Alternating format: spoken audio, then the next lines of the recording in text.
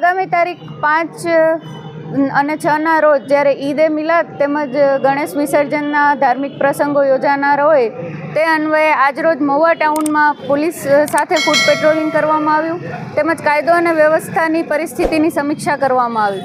આ બંને દિવસો જ્યારે અલગ અલગ ધાર્મિક સમુદાયના ધાર્મિક પ્રસંગો હોય જે દિવસે ખાસ કરીને સોશિયલ મીડિયા પર તેમજ કોઈ પણ સમુદાયની ધાર્મિક લાગણીઓ દુભાય એવું કોઈ બી વ્યક્તિ દ્વારા કોઈ બી એવું કૃત્ય ન કરવામાં આવે તેમજ સોશિયલ મીડિયા પર એવી કોઈ પોસ્ટ ન કરવામાં આવે તેની તમામ જાહેર જનતા માટે એક સૂચના છે. જો આવું કોઈ કૃત્ય થશે કે આવી કોઈ પોસ્ટ અપલોડ કરવામાં આવશે તો તેની ગંભીરતાથી નોંધ લેવામાં આવશે, જેની સર્વે નોંધ લેશે.